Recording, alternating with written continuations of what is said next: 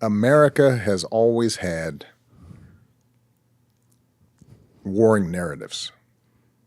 I mean, a lot of American history is a war of ideas. Right. And I gave a speech, probably the speech that is closest to my heart that I gave throughout my presidency was the speech I gave on the 50th anniversary of Selma, the March on Selma over the Edmund Pettus Bridge. And I talked about that clash being as important as Gettysburg or Appomattox. You've got on one side John Lewis and a ragtag band of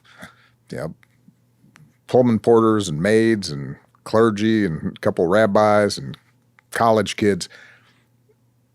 And they're marching from one side. And on the other side, you've got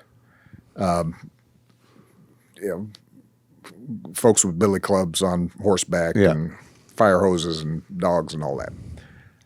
And what John Lewis represented was the narrative that says we the people means just what it says. That we hold these truths to be self-evident, that all men are created equal.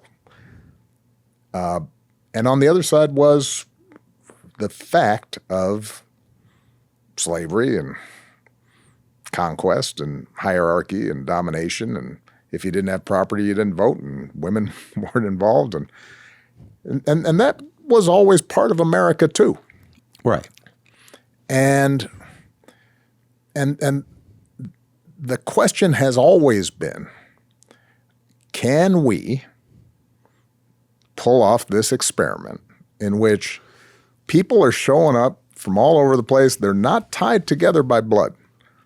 They don't necessarily worship God in the same way or worship God at all. They speak different languages. They have all these weird foods. They show up with these odd customs, and some of them were dragged here in chains, and some of them had their land taken from them and their culture destroyed.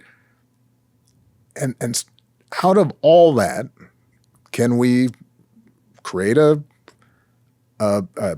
shared creed, right, that allows us to live peacefully together and get stuff done?